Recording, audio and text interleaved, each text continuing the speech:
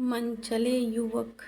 कुछ दिन पहले की बात है। एक सुंदर सी लड़की जो कि शादीशुदा थी अपनी बेटी की जिद करने पर उसे चिड़ियाघर घुमाने ले गई। कद-काठी से काफ़ी आकर्षक दिखने वाली वो युवती भले ही सांवली थी पर उसके चेहरे का नूर हर किसी को अपनी ओर एक नज़र देखने को मजबूर कर ही देता था।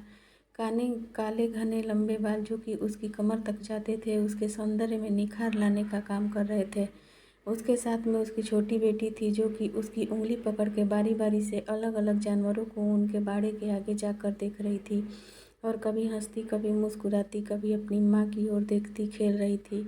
वहीं चिड़ियाघर में एक आवारा और मनचले लड़कों का झुंड भी था जो उस लड़की को देखते ही उसके सौंदर्य पर लार टपकाने लगे थे। उनमें आपस में ही होड़ लग गई। वे एक दूसरे से कहने लगे, वो देख तेरी भाभी आ रही है। तभी दूसरा लड़का पहले वाले से कहता है, चल पगले, भाभी तो तेरी है, मेरी तो जाने मन है। ऐसे भद्दे और अश्लील कमेंट्स करते हुए लड़के उस लड़की के आगे पीछे घूमने लगते हैं, लेकिन वो लड़की उन बेशर्म लड़कों को इग्नोर करते हुए अपनी बेटी के साथ मस्ती करते हुए आगे बढ़ती जा रही थी। अपने प्रति कोई भी प्रतिक्रिया न देखकर वे लड़के अब और भी ज़्यादा जोर शोर के साथ उसका पीछा करने लगते हैं। एक लड़का जो सबसे ज़्यादा जोश में था आगे जाकर शेर के बाड़े वाले पिंजरे की छत पर कूद कर बैठ जाता है और गाना गाने लगता है, तेरा ध्यान किधर है, तेरा हीरो इधर है। उसकी ओर कुछ इशारा भी करने लगता है।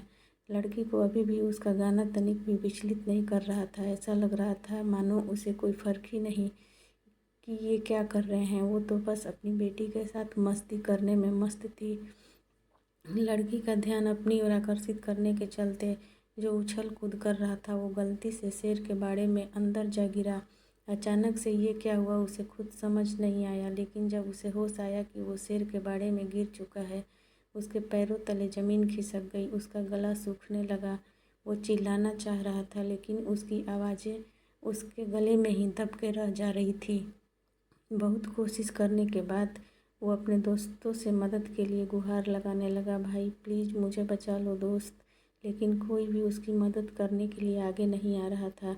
दूसरी ओर जैसे ही शेर ने देखा कोई उसके बाड़े में आ गया है, शेर धीरे धीरे दबे पैर आगे बढ़ने लगता है।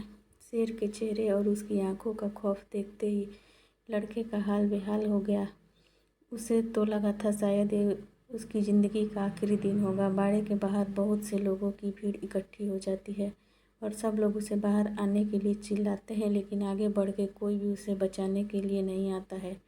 शेर आगे बढ़ रहा था, तभी भीड़ में से आगे आते हुए उस लड़की ने अपनी साड़ी का एक किनारा जल्दी से बाड़े में फेंका और चिल्ला कर कहा, जल्दी से पकड़ो।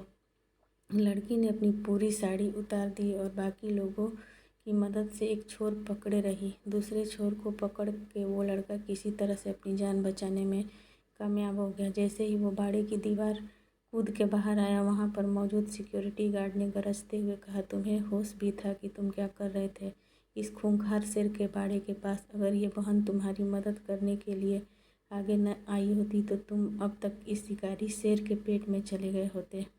सिक्योरिटी गार्ड की बात सुनकर उसने एक नज़र अर्धनग्न ब्लाउज और पेटीकोट में खड़ी लड़की की ओर देखा। वो मन में सोचने लगा कि ये सिक्योरिटी गार्ड सही ही तो कह रहा है, ये मेरी बड़ी बहन जैसी ही तो है, बल्कि उससे भी ज़्यादा है। एक बहन ही तो जिसने अपने भाई की जान बचाने के लिए अपनी इज्जत की परवाह किए बिना अपनी देह से साड़ी उतार कर मेरी रक्षा की। लड़के ने हाथ जोड़े और उस लड़की के पैरों में गिरते हुए माफ़ी मांगने लगा, बहन मुझे माफ़ कर दो, मैं कुछ देर के लिए भावनाओं में बह गया था और अपनी मर्यादा को भूल गया था।